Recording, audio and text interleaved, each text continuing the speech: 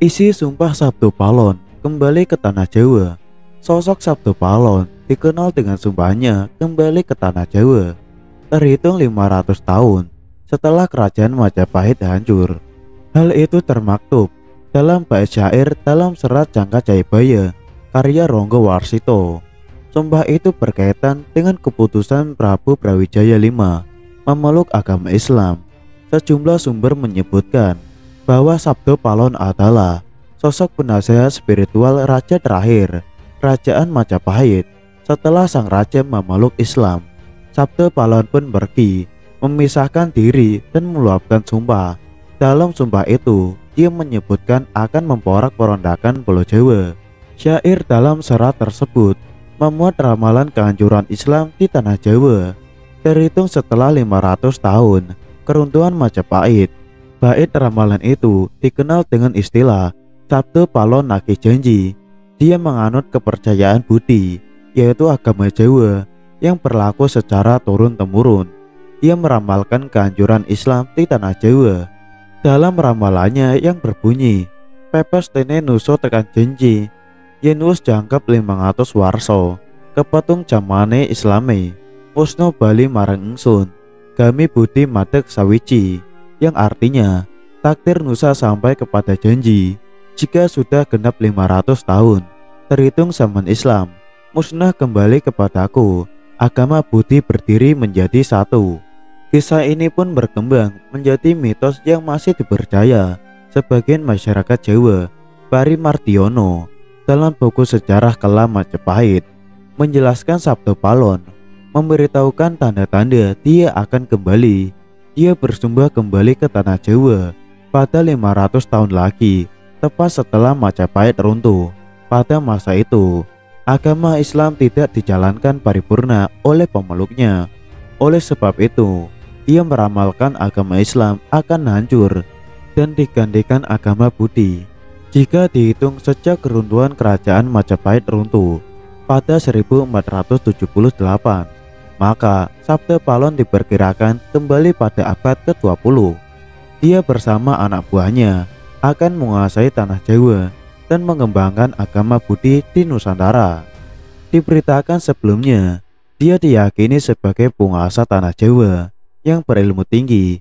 Kisah ini disebutkan dalam serat Dharma Gandul, kitab kesusastraan Jawa karya Ki Kalamwidi.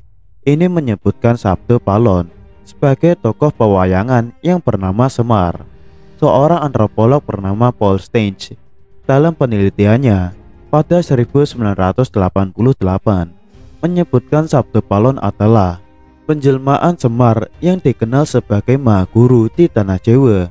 Dia adalah titisan dewa dari kayangan yang turun ke bumi menjadi Punokawan. Dia bertugas menjadi pamomong raja dan pengayom kaulo.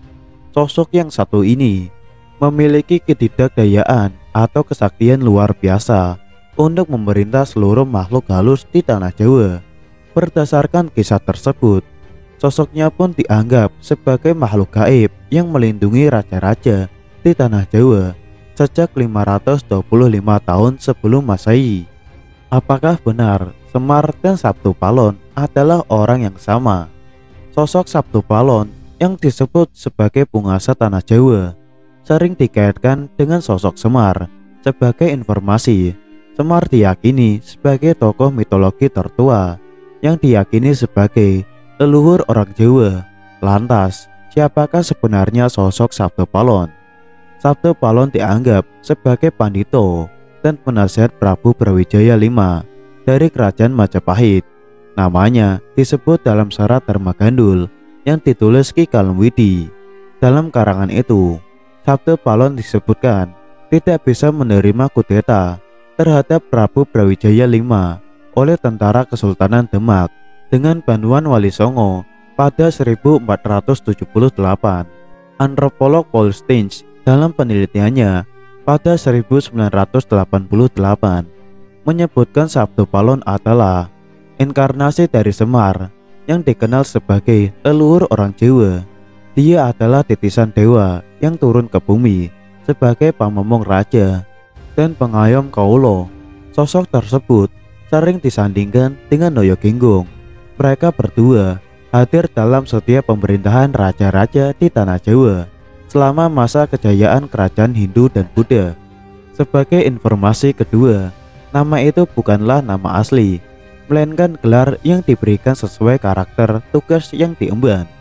Dalam serat Dharma Gandul, Sabdo Palon terdiri dari dua kata, yaitu Sabdo berarti orang yang memberikan masukan, dan Palon bermakna orang yang mengunci kebenaran di alam semesta. Dia juga dikenal sebagai peramal ulung yang bisa meramalkan masa depan. Pada tahun 1978, Gunung Semeru meletus dan membuat sebagian orang percaya atas ramalan tersebut.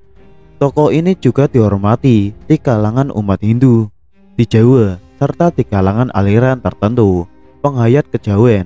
Tidak jarang yang tahu beginilah asal-usul sosok Semar, nenek moyang orang Jawa.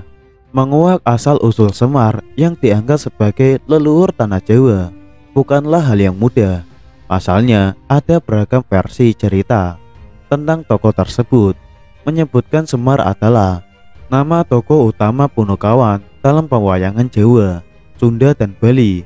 Tokoh ini dikisahkan sebagai pengasuh sekaligus penasihat pasal kesatria dalam kisah Mahabharata dan Ramayana.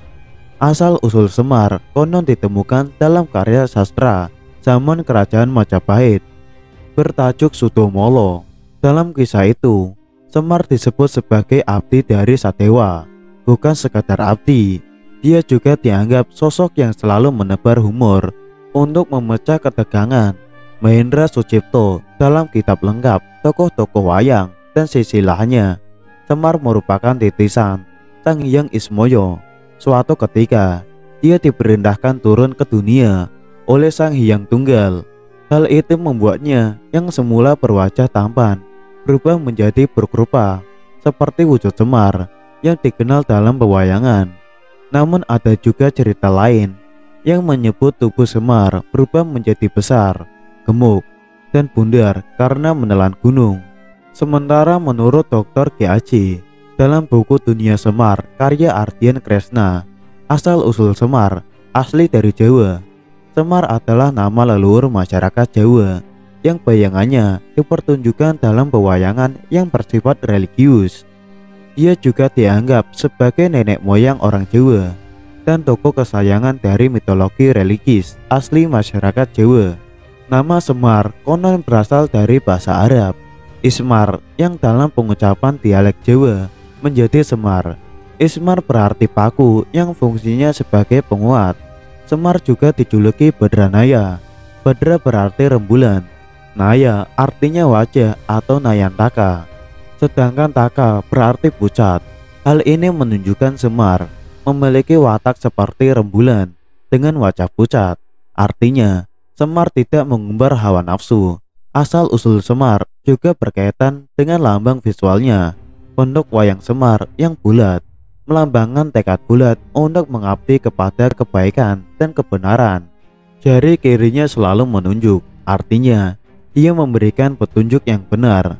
Tangan kanannya menggenggam, yang artinya baik itu bersifat subjektif. Matanya setengah tertutup dan melihat ke atas yang dimaknai sebagai sosok idealis. Dalam buku cerita Galur Wayang Kulit Purwo Cirebon, mata sipit Semar menggambarkan orang yang senantiasa berzikir kepada Allah.